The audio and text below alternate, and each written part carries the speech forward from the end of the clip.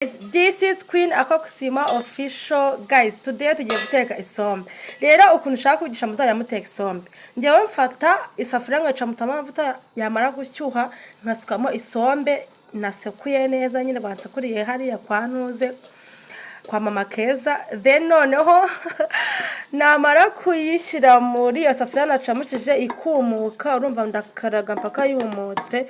Then noneho murabona kuntu yumutse ya mazi yose baba bayisekuranye yashize.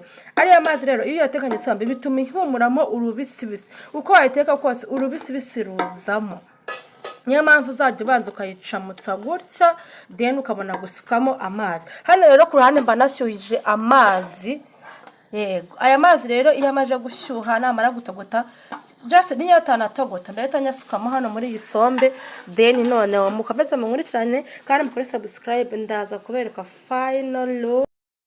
Njyango murabibona ahanga nari maze gushyiramo inyama zimaze gushya. Noneho rero ngiyewe inyama nzitogosanya iyo zimaze gutogota mpita ncamo ubunyobwa ya kugira ngo bize kwa bisa neza. Njyango murabona itandukaniro ya sombe urabona ishya ijya kuba nk'umukara kwera ko tuba twabanje kuyikawusha.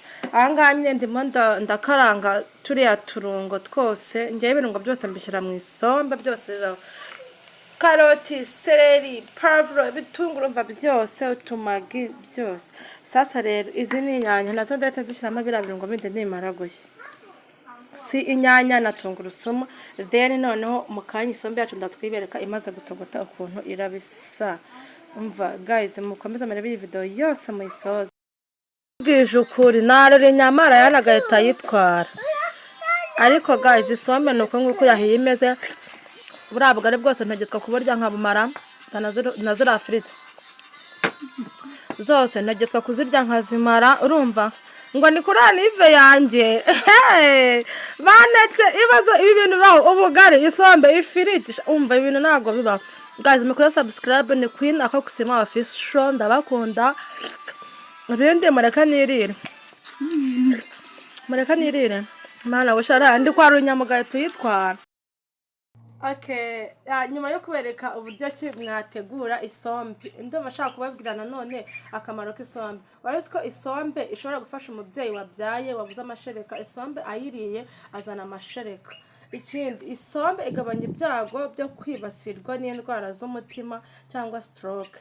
Ikindi isombe ishobora kudufasha kwirinda kanseri kubera amavitamine agiye arimo nka beta carotene.